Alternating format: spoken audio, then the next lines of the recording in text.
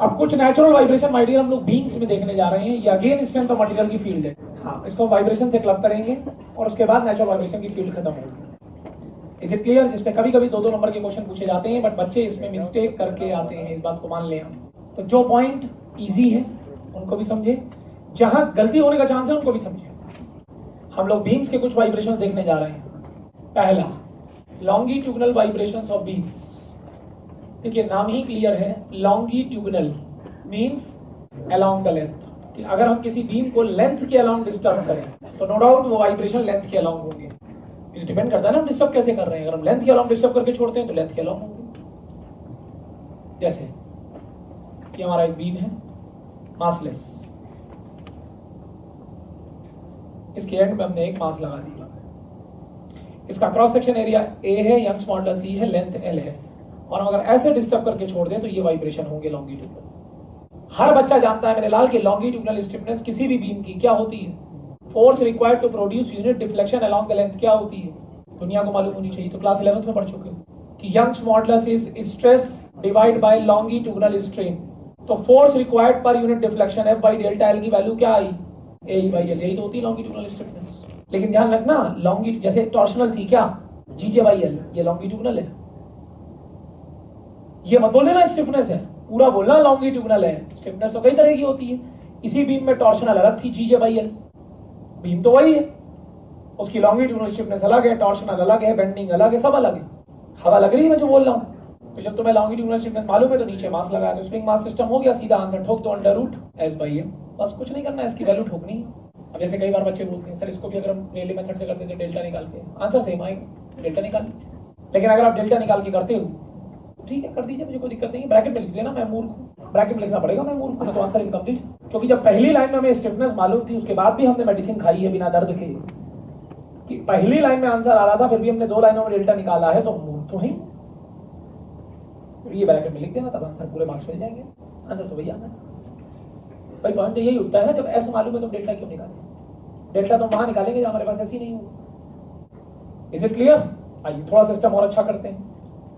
कल को मान लीजिए सिस्टम ऐसा हुआ, ये रॉड हुई, इसके कहीं बीच में मास लगा। ये 2 अलग अलग भी रॉड हो सकती है, सिंगल भी हो सकती है, A1 E1 L1, A2 E2 L2। आपको फील नहीं होता ये दोनों पैरेलल में है, तो यहाँ से S1 प्लस S2 खत्म हो गई बात, omega NS under root S by. लेकिन ध्यान रखना ये जो फ्रीक्वेंसी आएगी ये अलोंग द लेंथ वाली आएगी, इस वाइब्रेशन की लेंथ के अलोंग। तो इसमें तो कोई फाइट नहीं, क्योंकि ये हर बच्चा सही कर लेगा। अब गलत क्या होता है ये, जब वो आपको इसी सिस्टम की नेचुरल फ्रीक्वेंसी ऑफ लॉन्गिट्यूडनल नहीं ट्रांसवर्स वाइब्रेशन पूछता है, वो भी नेचुरल वाइब्रेशन है, बस उसमें क्या है अलोंग द लेंथ नहीं है, अक्रॉस द लेंथ है, परपेंडिकुलर। और आपको मालूम है जब भी हम किसी भी बीम को लेंथ के परपेंडिकुलर डिस्टर्ब करेंगे तो बीम में होगी बेंडिंग, और वहां पर चलेगी कौन सी स्टिफनेस? Bending stiffness. वो किसी को नहीं मालूम, आप छोड़ो हमें भी नहीं मालूम वहां लगाना पड़ेगा रेले का कुछ, तभी तो गलत हो जाता है, क्योंकि स्ट्रेंथ ऑफ मटेरियल क्लियर नहीं होती, घुस जाते हैं। क्लियर कर दूं थोड़ी स्ट्रेंथ ऑफ मटेरियल? ध्यान से सुनिएगा, मैं इसीलिए थोड़ा पढ़ा देता हूँ बीच बीच में आ जाए तो भी, कि आप गलत ना करो। हालांकि फील्ड हमारा नहीं है, ये फील्ड कहीं और का है। 6 to 7 मेथड्स है to calculate the deflection of beams, और वो यहाँ काम आएगा, क्योंकि यहाँ अंडर रूट एस बाई हम लगा ही नहीं पाएंगे, हमको बेंडिंग स्टिफनेस मालूम ही नहीं है, ये तो लॉन्गिट्यूडनल है। अगर हम इसको लेंथ के परपेंडिकुलर डिस्टर्ब करते हैं तो ये भी तो वाइब्रेशन है, दे आर कॉल्ड ट्रांसवर्स। देखो जब भी ट्रांसवर्स वाइब्रेशन की फ्रीक्वेंसी पूछी जाए, पहला काम आप बीम को हॉरिजॉन्टल बना लेंगे।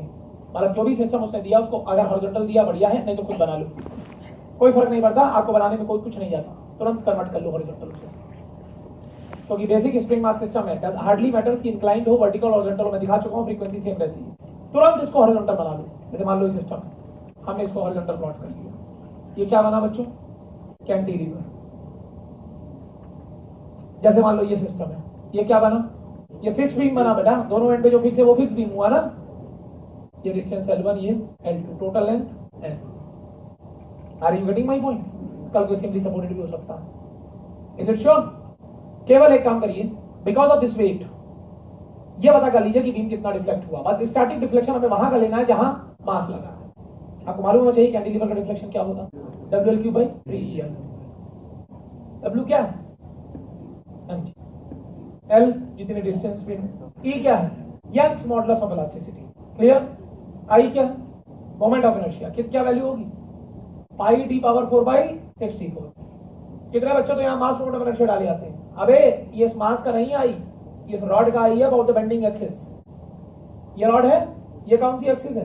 पोलर एक्सिस है, सिलिंड्रिकल एक्सिस। इसके अबाउट कितना होता है इसका आई? पाई डी पावर 4/32। लेकिन इस एक्सिस के अबाउट ट्विस्टिंग होती है, बेंडिंग नहीं। जो बेंडिंग होगी ना इसकी बीम की, वो इस एक्सिस के अबाउट होगी। यहां लगानी पड़ेगी परपेंडिकुलर एक्सिस थ्योरम, पैरेलल नहीं, कि पोलर एक्सिस के अबाउट आई है पाई बाई 32 डी पावर 4। तो ये दो एक्सिस डायमीटर एक्सिस है जिनके अबाउट क्या हो रही है? बेंडिंग। तो I X X plus I Y Y equal to I Z Z. और आई एक्स एक्स और आई वाई वाई सेम है क्योंकि दोनों डायमीटर है। तो एक तरह से 2 टाइम्स आई एक्स एक्स और आई वाई वाई जो भी लिखो equal to pi by 32 D power 4। तो आई की वैल्यू क्या I? Pi by 64, bending axis के अबाउट। रॉड का आई है ये, इस मास का आई नहीं है, गलती से रख भी ना देना। यहां डेल्टा कितना होगा? W L1 cube L2 cube upon 3EI L cube. यहां L टोटल लेंथ है। अगर ये मास मिड पे होता, मिड पे, तो L1 और L2 दोनों क्या होते? L/2। तो ये बनता L cube by 8, L cube by 8। एक L क्यूब उड़ जाता सरदार जी, और 8 इंटू 8 64 इंटू 3 बनता 192। तो ये फार्मूला बनता WL क्यूब बाई 192 EI। लेकिन ये तब बनता जब ये मास मिड पे होता, सेंटर पे होता। अभी यही अगर सिंपली सबऑर्डिनेट बीम हो जाता तो WL क्यूब बाई 48 EI। यहाँ W क्या है मेरे बबलू? mg। जो गलती होगी मैं वो लिख रहा हूं, बाकी तो लेंथ में तो सब आप देख लोगे। कभी अगर बोले शाफ्ट हमारी लॉन्ग बियरिंग्स के अंदर है, लॉन्ग बियरिंग्स का मतलब होता है फिक्स्ड एंड। कभी बोले स्मॉल बियरिंग्स हैं, short bearings, that is called simply supported. Long bearings means fixed and, short bearings means simply supported. 48 EI लगेगा। फिर जब यहां से डेल्टा आ जाए, अब हमारा काम चालू हुआ। यहां खत्म हुई स्ट्रेंथ ऑफ मटेरियल, अब गेम हमारा वाइब्रेशन का चालू हुआ। Omega N is under root G by delta. Delta ठोको, इसका मजा लो। ले लोगे?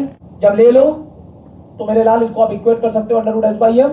और आप यहां से अगर चाहो तो अब आप बेंडिंग स्टिफनेस निकाल सकते हो, पहले नहीं, पहले नहीं। और अगर नहीं चाहते हो, एग्जाम में नहीं पूछ रहा है, तो ओमेगा निकाल के खत्म करो आंसर। यहां लगाना पड़ा हमको रिलेज अप्रोच। क्यों? क्योंकि हमको बेंडिंग स्टिफनेस नहीं मालूम। Short bearings simply supported, long bearings fixed and. एक एंड फिक्स, दूसरा एंड फ्री, कैंटिलीवर। कभी कभी एग्जामिनर क्या करता है, एक दो बार उसने ऐसी हरकतें करी, बहुत सिंपल क्वेश्चन बहुत बढ़िया अंदाज में पूछा। मतलब इतना बढ़िया अंदाज था कि लोग देखते ही लेट गए और घर पे आके अपने आप को पीट लिए कि हम नॉन प्रैक्टिकल होने की वजह से आता हुआ क्वेश्चन छोड़ के आ गए।